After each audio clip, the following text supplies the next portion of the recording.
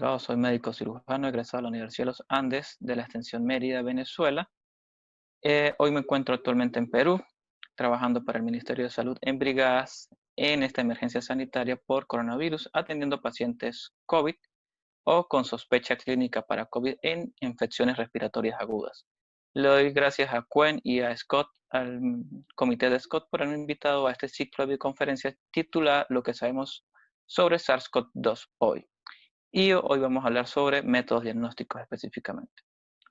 Bien, ¿qué es el SARS-CoV-2? Antes de empezar con SARS-CoV-2, vamos a definir que los coronavirus pertenecen a una subfamilia grande de las ortocoronaviridae, de las cuales 7 son capaces de producir enfermedad en el humano.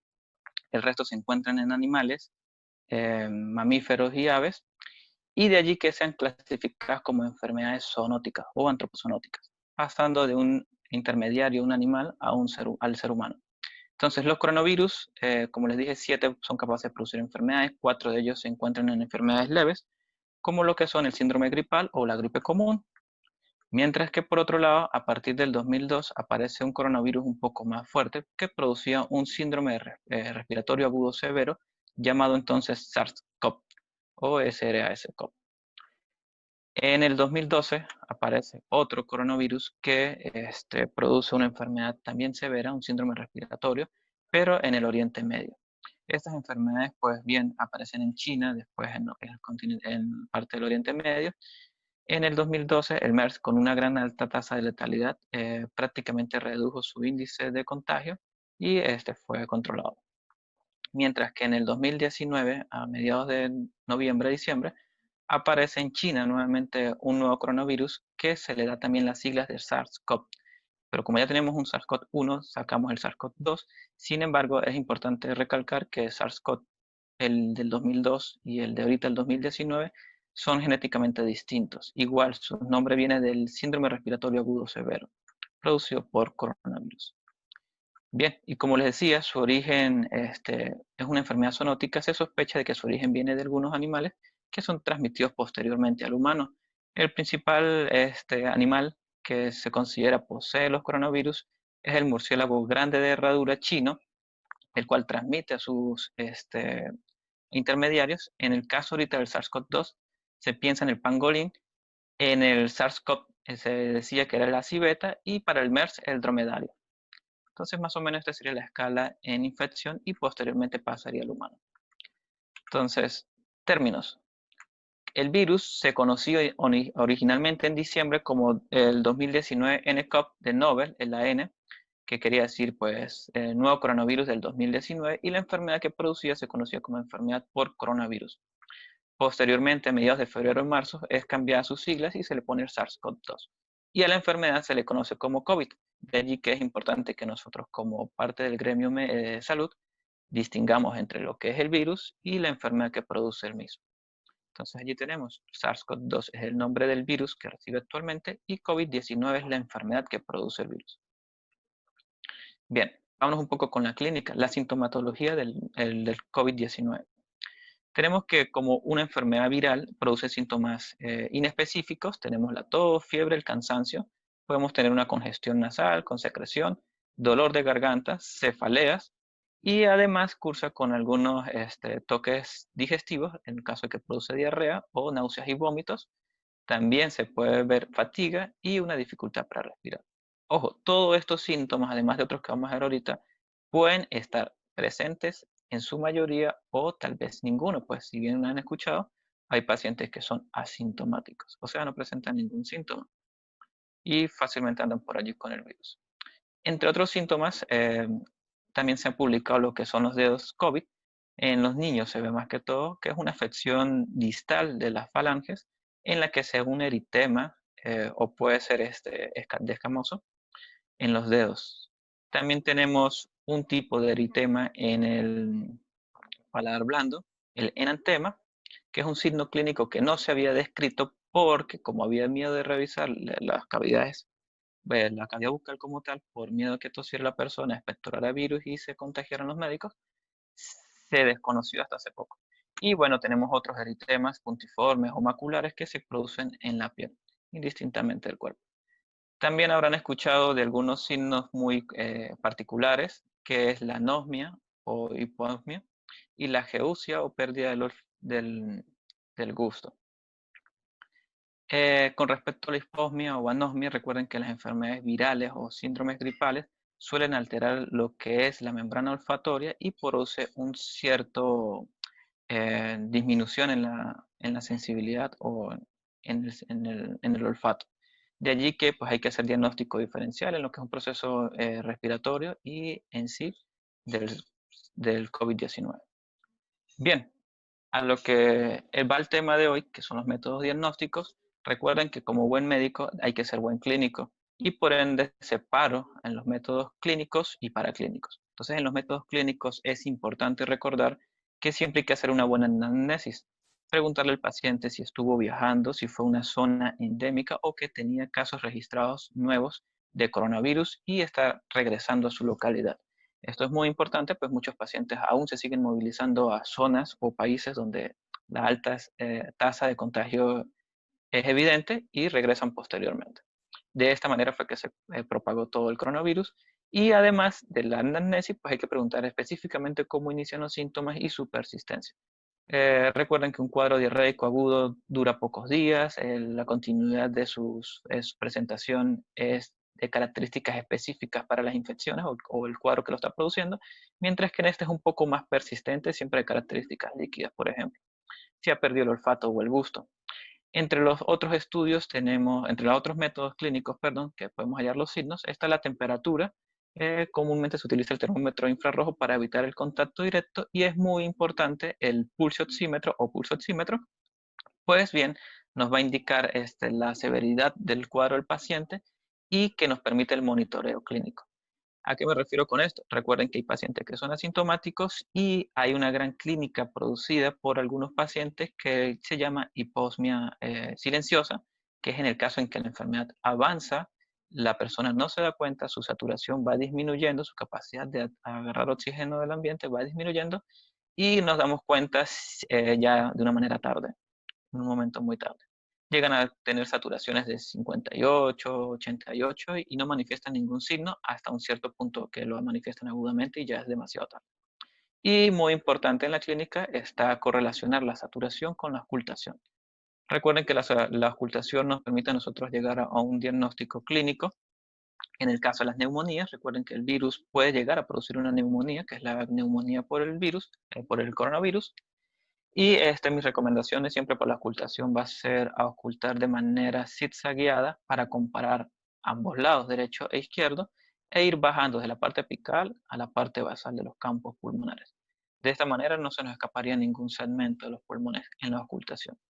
Realmente es muy importante hacer el seguimiento con saturación y ocultación, debido a que, como les comenté, la hipoxia silenciosa juega un papel importante en estos pacientes.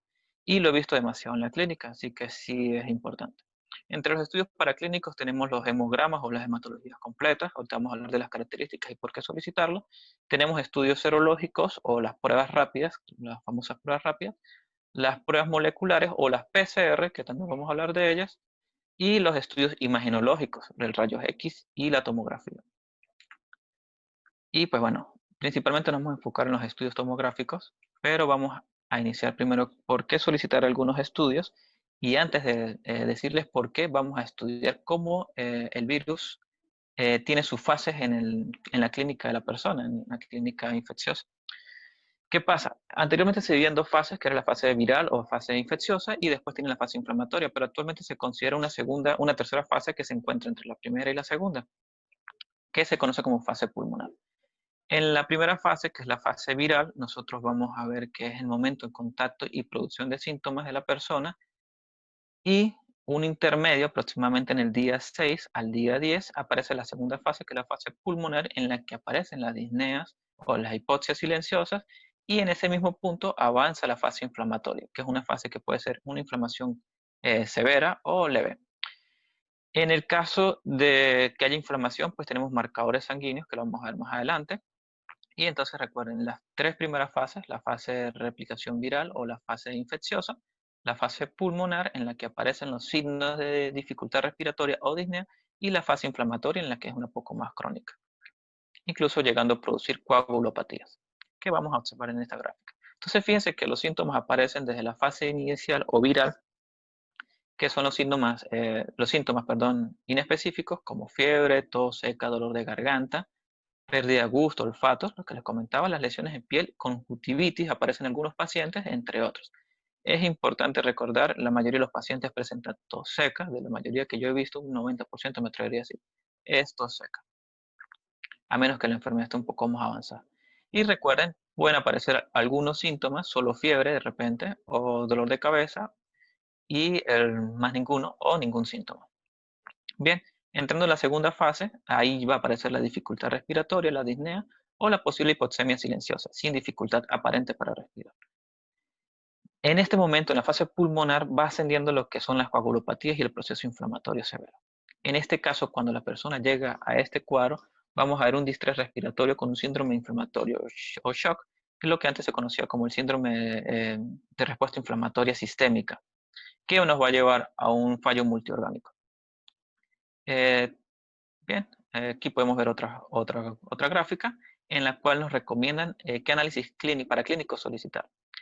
En la primera fase nosotros podemos pedir un hemograma y vamos a ver que hay cierta linfopenia, va a haber aumento de las enzimas inflamatorias, la DHL, el dímero D, en la cual va a empezar las coagulopatías como tal. En la segunda fase nosotros podemos ya solicitar los estudios imagenológicos, la radiografía, y nos vamos a dar cuenta que la saturación está bajando. En las radiografías pues podemos ver anormalidades, condensaciones u opacidades y pues como les comenté, las enzimas inflamatorias, todo el proceso inflamatorio va haciendo marcaje igualmente en los hemogramas. Ya para la fase inflamatoria o hiperinflamatoria vamos a tener los signos de la sepsis o el síndrome de respuesta inflamatoria agudo sistémico. Y fíjense cómo tenemos entonces la ferritina, el dímero D, la proteína C reactiva, la DHL, la troponina, todos en aumento. Y recuerden, siempre hay una disminución de lo que es los linfocitos. Y ahorita vamos a hablar un poco más de eso también. Y para completar acá las fases de infección, hay que recordar cómo trabaja el sistema inmunológico ante una infección.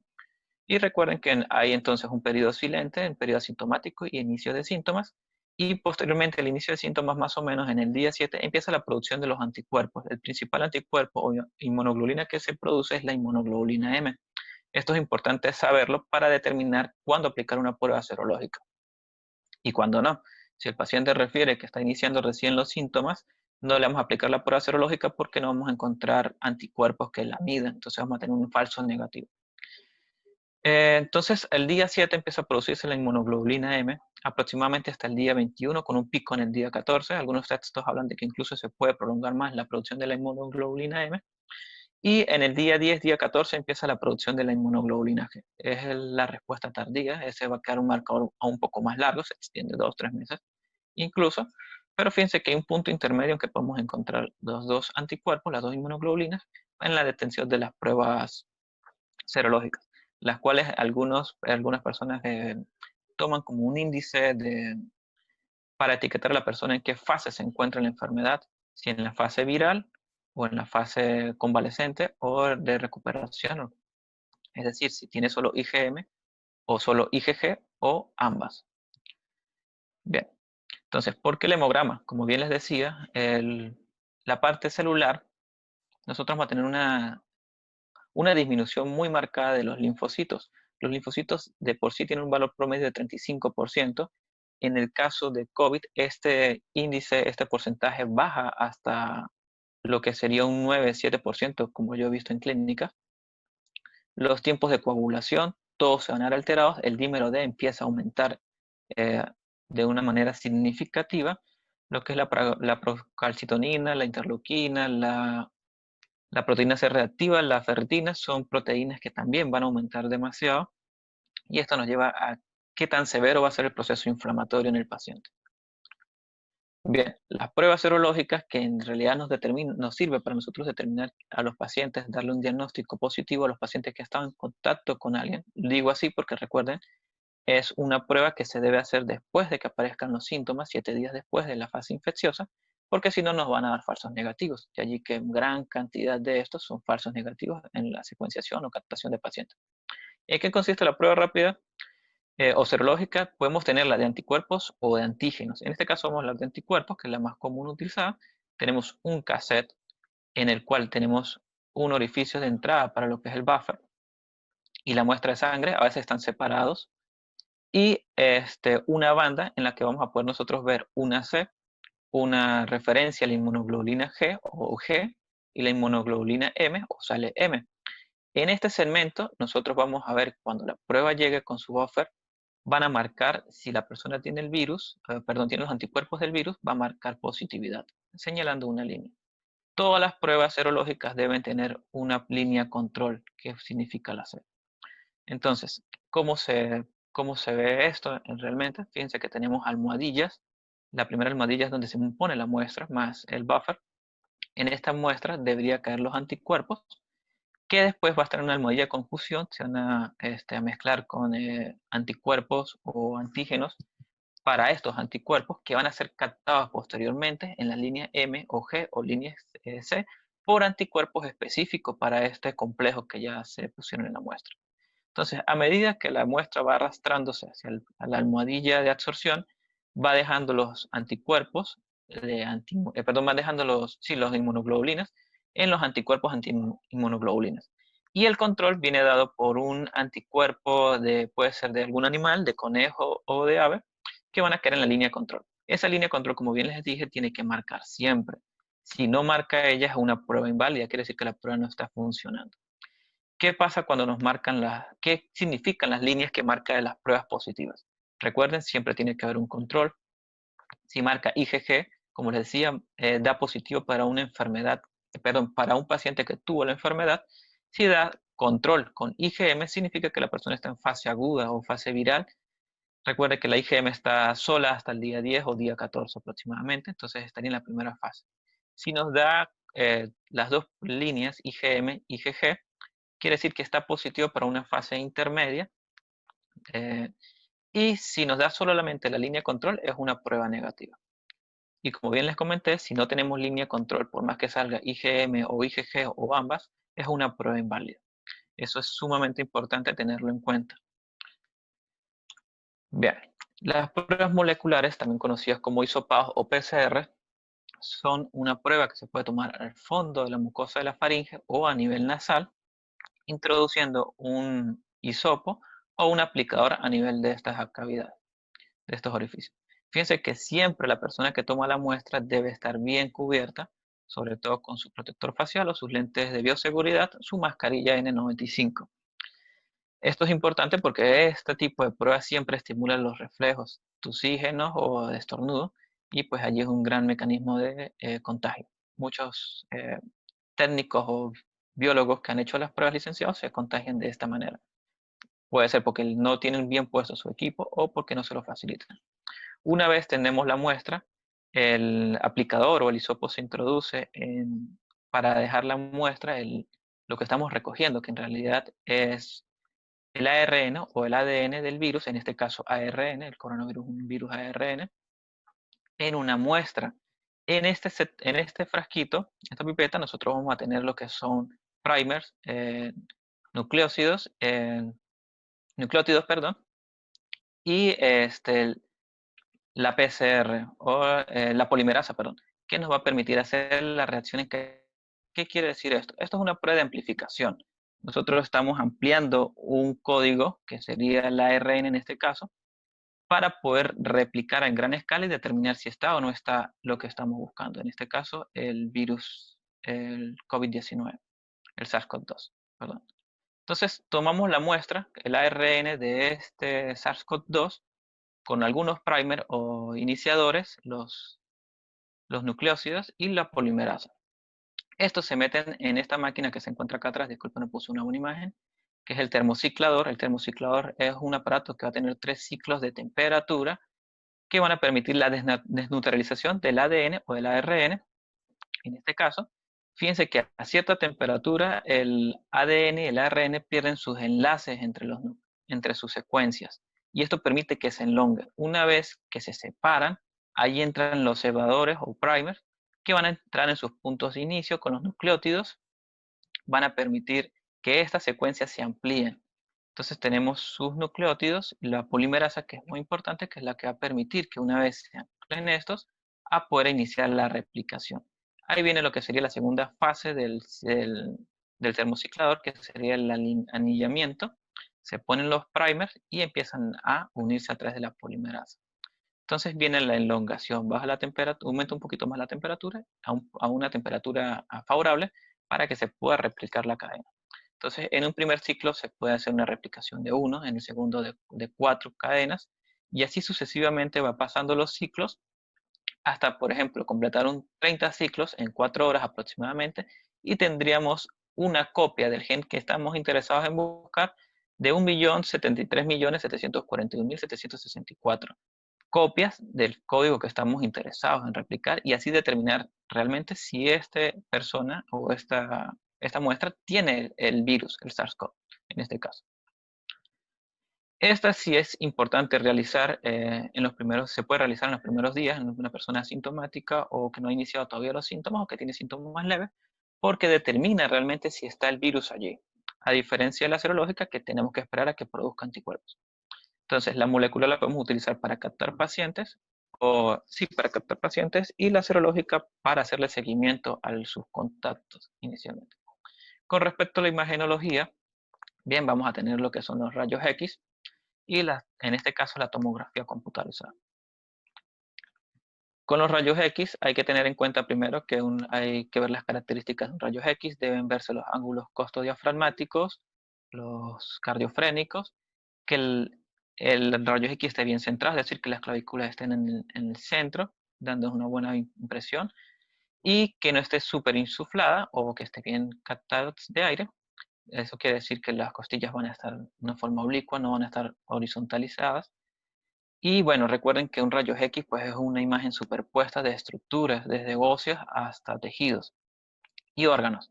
Entonces siempre vamos a tener unas imágenes superpuestas y vamos a poder ver así diferentes estructuras. Hablamos de radio lúcido y radio opaco cuando hablamos de densidades óseas que son más claras o blancas, y radio lúcido cuando son densidades huecas o de aire que no tienen nada por dentro. Entonces, si se fijan bien, este es un rayo X de un paciente que tuvo COVID. Podemos ver en su imagen en el medio de la tráquea, conserva todavía oxígeno, y si nos vamos lateralmente vemos unas opacidades. Ya en estas opacidades nosotros podemos ver unos surcos vasculares, los cuales determinan que es una opacidad leve. Si la opacidad se hace muy densa o se hace condensación, dejamos de ver el sistema vascular y allá hablamos de condensación. Anteriormente de este tipo de lesiones de opacidad se hablaba como infiltrado intersticial. Actualmente ahora se habla simplemente de opacidad y condensación. Entonces, fíjense que nosotros podemos ver que el entramado broncovascular se encuentra aumentado o engrosado, y que en la parte de condensación se pueden ver como un sistema de arañas, una red, se pueden ver el sistema vascular y los bronquios. Mientras que en la condensación pues, se hace un poco más delimitada. Recuerden que los ángulos costodiafragmáticos deben estar libres. El que no estén libres significaría que hay presencia de líquido. Eso nos da otros diagnósticos. Bien, entonces fíjense que hay una condensación, lo que se llama actualmente vidrio esmerilado o deslustrado. Y pues acá tenemos otro rayos X de un paciente que tiene COVID también. Y fíjense que estas condensaciones pueden ser de diferentes maneras. Acá vemos una condensación un poco más fuerte a nivel bilateral. Como les digo, recuerden que es opacidad cuando se logra ver el sistema vascular. Cuando desaparece el sistema vascular o no se logra apreciar el sistema vascular en estas rayos X, hablamos de condensación, que es más característico de una neumonía. Ojo, el virus esmerilado también correlaciona con la neumonía COVID, pero condensación es un poco más específica. Y ahorita les hablamos de broncograma aéreo, que es otra forma de presentación. Entonces la tomografía de tórax, para poder ver el tejido pulmonar, nosotros vamos a ver ciertas características también en opacidades y tejido normal. Fíjense más o menos las presentaciones. En este caso nosotros acá vemos lo que es una opacidad en uno de los lóbulos, que si nosotros apreciamos se ve el sistema vascular y bronquial en el medio. Entonces esto podemos hablar de una opacidad en vidrio esmerilado o deslustrado. Por otro lado, podemos seguir viendo estas opacidades lateralmente. En este caso sería múltiple, ya en un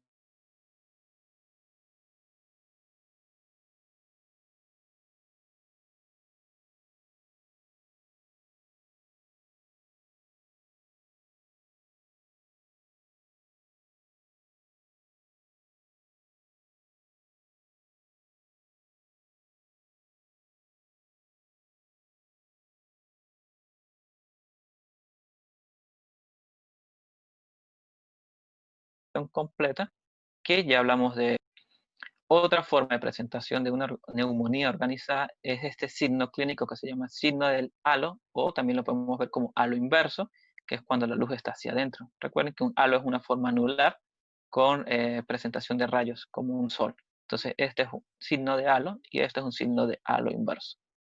Eso es característico de una neumonía organizativa.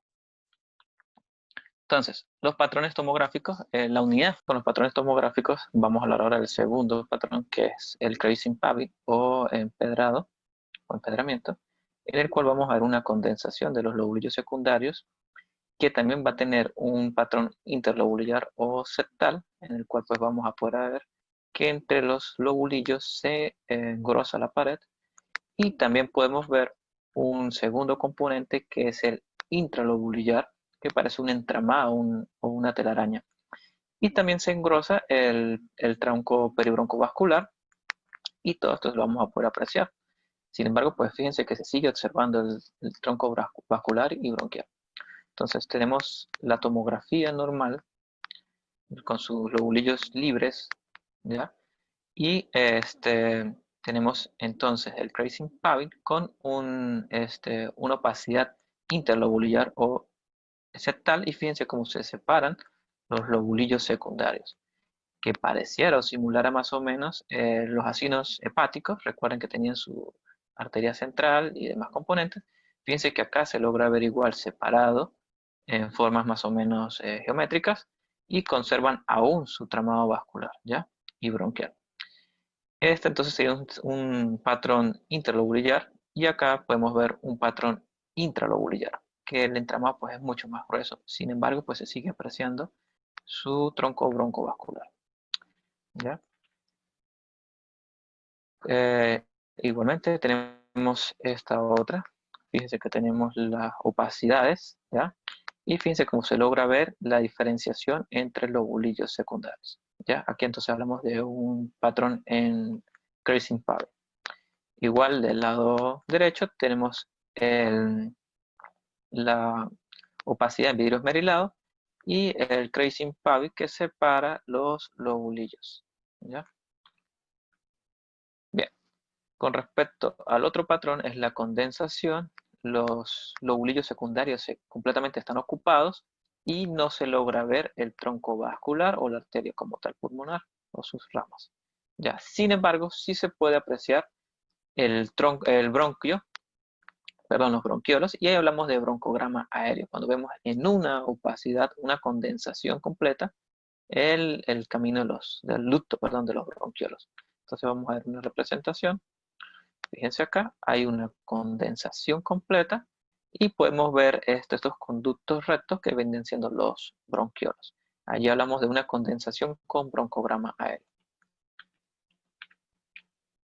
Bien, estas condensaciones, estas opacidades pueden tener una distribución periférica o subpleural, una central o peribroncovascular y una mixta, cuando va de extremo a extremo. Bien, ahora podemos hablar de los cambios tomográficos en el curso de la infección, dividiéndolo en 4 estadios: estadio temprano, progresivo, en pico, que ya sería el punto más alto de la lesión, y después de ahí en adelante la absorción. En el estadio temprano, perdón, tenemos el vidrio esmerilado subpleural o una tomografía normal. Progresivo va del quinto al octavo día, vemos las 3 lesiones: vidrio esmerilado, el empedrado y la consolidación. Mientras que en pico, pues seguimos viendo estas características, pero ya de acá podemos también apreciar lo que sería el signo de halo, que ya es de una neumonía organizativa. Y posterior a eso, pues ya en la fase de absorción, después de los 14 días, se espera ver es un proceso de absorción de la consolidación y del vidrio esmerilado. Y bueno, en algunos estudios de características imagenológicas en ATAC, podemos ver que la opacidad en vidrio esmerilado se encontraba en gran proporción, ¿ya? Y la consolidación sola o aislada en una escasa proporción. Pero que en ambos conjuntos, en el caso del estudio de Berheim, podemos ver que la opacidad en vidrio esmerilado y la consolidación se encuentran en una gran proporción. Ya esto más que todo es para poder ver en estos estudios en qué frecuencia o proporción se encontraban estas lesiones características. Por otro lado, tenemos la escala de clasificación de TAT para pacientes sospechosos de COVID o neumonía por COVID, perdón, por SARS-CoV-2. Y entonces en este caso, pues hablamos de la clasificación, le ponemos el CORATS y tenemos 6 grados de clasificación. Desde que no tenemos sospecha clínica por la tomografía, una tomografía normal, a lesiones no sugestivas de infección, por ejemplo, una insuficiencia cardíaca, hasta sospechas bajas por lesiones que sugieren una infección, pero no están dentro de la del COVID. Podemos hablar de bronquiectasias o bronquiolitis. En el CORATS 3 e intermedio, que es inespecífico o indeterminado, pueden aparecer lo que son las opacidades en vidrio esmerilado, pero no sugieren más de una neumonía bacteriana más que la por el SARS-CoV. El CORATS 4 ya empezamos a hablar más de un posible diagnóstico COVID por tomografía, vemos lesiones sugestivas para COVID. En el CORATS 5 hay una lesión, hay una sospecha mucho más alta, están todas las lesiones típicas del COVID-19. Y ya para el CORATS 6 necesitamos de una prueba positiva en PCR, o sea, una prueba molecular, más lesiones tomográficas. Bien, entonces aquí tenemos un CORATS 1, un tórax normal en tomografía, no hay lesiones, se pueden ver el tronco broncovascular perfectamente, ¿ya? En el CORATS 2, infección no COVID, podemos ver las bronquiolitis o las bronquiectasias como tal, podemos ver el engrosamiento de los bronquios y algunas lesiones satélites no sugestivas para COVID. Bien, acá podemos seguir viéndolas. Fíjense cómo se ve los bronquios y el tronco vascular. ¿Ya? Para la lesión 3, una neumonía bacteriana, puede ser por diseminación. Fíjense cómo se ven las opacidades, la condensación ya netamente, con su broncograma aéreo y algunas lesiones satélites. Acá vemos una condensación, igual un vidrio esmerilado. Recuerden que a pesar de que no son sugestivas completamente, hay una intermediaria o inespecífica, podemos ver algún vidrio esmerilado por acá, ¿ya? Igualmente, seguimos viendo las condensaciones. Recuerden característicos de neumonía bacteriana, generalmente unilateral, que pueden tener propagación también o diseminación. Fíjense acá cómo se ven algunos racimos también descritos. Y bien. Para el CORATS 4 ya hablamos un poco más de sugestivos para COVID. Vemos entonces lo que sería el vidrio esmerilado y algunos patrones de Kreyszig-Pavin. Para el CORATS 5 seguimos viendo, pero con mayor predominancia. Fíjense cómo vemos vidrio esmerilado, igualmente acá, su Kreyszig-Pavin que va separando un poco los lobulillos. Igualmente podemos ver las lesiones. ¿Ya? Se ven periféricas o subpleurales en los lóbulos posteriores.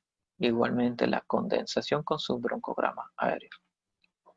Y ya pues para el CORATS 6 siempre vamos a tener una PCR positiva, una prueba molecular. Fíjense las lesiones también. Tenemos en este caso como tipo moteado de las condensaciones u opacidades. Y pues bueno, un nuevo repaso. Recuerden, 1 significa normal o no infecciosas. El 2 sería para infecciones no COVID. En ese caso, bronquiolitis o bronquitis. Las indefinidas, tenemos que son sospechosas, más no son COVID. Hablamos de una neumonía bacteriana principalmente. Para la 4 ya vemos sospechas más altas y la 5 igual. Y ya para 6, recuerden, siempre tiene que ir acompañado de un PCR positivo.